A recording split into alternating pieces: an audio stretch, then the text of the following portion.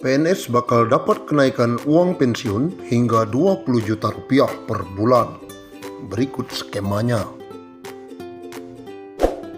Tak cuma mendapat gaji ke-13, PNS bakal semakin semeringah lantaran bakal dapat kenaikan uang pensiun. Bisa sampai 20 juta per bulan. Ini skemanya. Di tengah penantian gaji ke-13, TNI Polri ada kabar baik yang bakal menghampiri abdi negara. Pasalnya, uang pensiun PNS bakal mengalami kenaikan. Saat ini, Kemenpan RB tengah merancang aturan mengenai kesejahteraan para pegawai negeri sipil atau aparatur sipil negara dan para pensiunan PNS. Nantinya ada penambahan uang yang diterima para pensiunan PNS. Jumlah uang yang diterima pensiunan PNS akan lebih besar daripada biasanya karena yang diterima bukan sekedar gaji pokok saja. Menteri Pendayagunaan Aparatur Negara dan Reformasi Birokrasi Cahyokumolo mengatakan reformasi birokrasi memang terkait kesejahteraan PNS termasuk pensiunan. Sudah ditata mekanismenya dengan baik. Namun demikian, Cahyo belum bisa memastikan kapan kenaikan uang pensiun PNS tersebut bisa direalisasikan. Harapan saya juga demikian soal kesejahteraan, tetapi kita harus lihat kemampuan anggaran juga.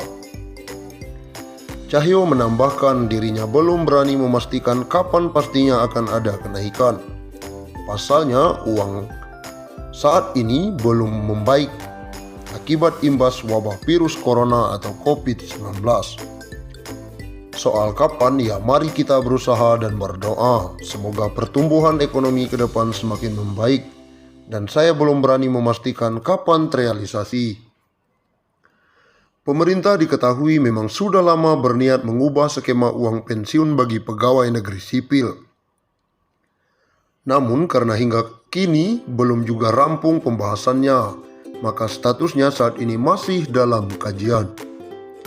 Rencananya perubahan skema dana pensiun tersebut akan diatur dalam peraturan pemerintah. Namun pembahasan masih dilakukan oleh sejumlah kementerian. Perubahan masih akan dibicarakan lintas kementerian, ujar Direktur Jenderal Anggaran Kementerian Keuangan Askolani. Hal senada juga disampaikan oleh Badan Kepegawaian Negara atau BKN. Kajian tersebut dalam rangka mengubah skema dana pensiun dari Pay as you go menjadi purely funded. Adapun pembayaran dana pensiun itu sumbernya akan berasal dari iuran antar pemerintah dengan PNS tersebut. Besarannya bisa ditentukan dan disesuaikan berdasarkan jumlah gaji PNS setiap bulannya. Terang PLT Kepala Biro Humas BKN Pariono. Meski begitu, hal tersebut masih menunggu selesainya PP. Sebelumnya, skema purely funded diharapkan dapat terrealisasi di tahun 2020. Sedangkan saat ini, dana pensiun masih menggunakan skema Pay as you go. Artinya, pembayaran dana pensiun hanya berasal dari anggaran pendapatan dan belanja negara. Pemerintah menargetkan skema uang pensiun PNS menggunakan purely funded itu bisa direalisasikan tahun ini. Purely funded merupakan skema pembayaran penuh yang berasal dari iuran antara pemerintah dengan PNS dan pensiun. Dengan skema ini, dana pensiun yang diterima ASN akan lebih besar dari saat ini, sehingga bisa menurunkan beban APBN.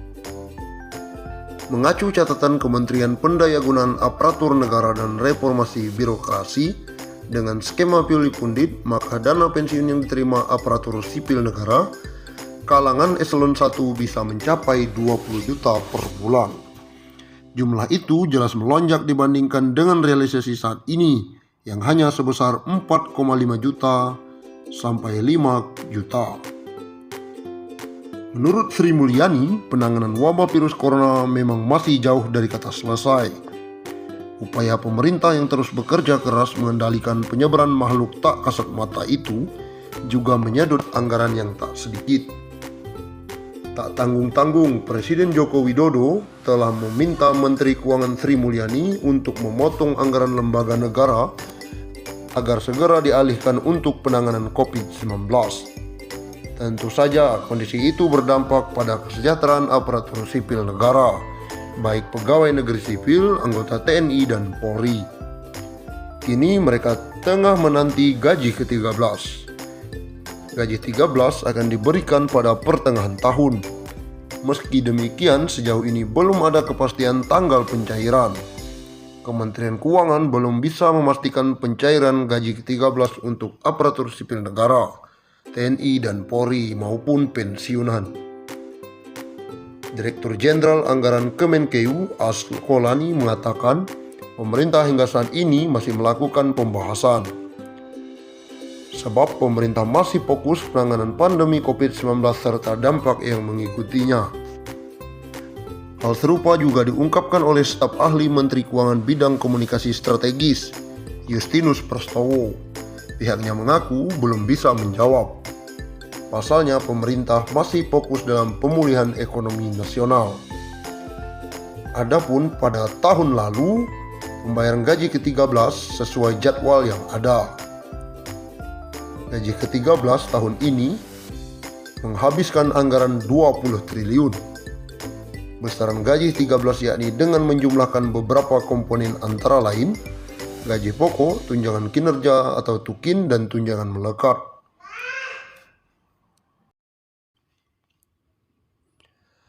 Pemerintah tengah mengebut pembahasan skema baru gaji PNS beserta tunjangannya. Dalam skema tersebut akan ada kenaikan tunjangan cukup besar. Hal yang sama juga berlaku untuk ASN lainnya, baik TNI maupun Polri. Jika belitnya rampung dan disetujui, maka kenaikan pendapatan ASN akan berlaku pada tahun 2021.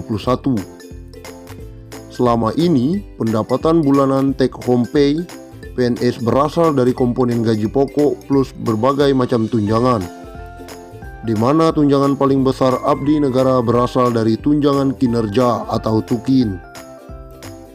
Menteri Pendayagunaan Aparatur Negara dan Reformasi Birokrasi, Menpan RB Cahyokumolo mengatakan, dengan skema kenaikan tunjangan pegawai ASN golongan paling rendah bisa mendapatkan gaji take home pay minimal antara 9 juta rupiah hingga 10 juta per bulan. Insya Allah, harusnya tahun ini karena ada pandemi COVID-19, tunjangan ASN juga kita tingkatkan maksimal. Jadi pegawai paling rendah ASN itu bisa minimal 9 juta hingga 10 juta, kata Cahyokumolo. Cahyo mengatakan, kenaikan tunjangan ASN baik PNS maupun anggota TNI dan Polri ini tidak diikuti oleh kenaikan gaji pokok. Dengan kata lain, pemerintah hanya melakukan perubahan pada skema tunjangan yang akan diterima.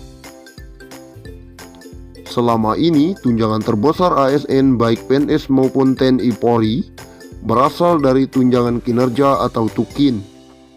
Sebab skema yang diberikan pemerintah berupa kenaikan dana pensiun. Menurut Cahyo, kenaikan dana pensiun tersebut sudah dihitung oleh pihak Kemenpan RB dan PT Taspen Persero.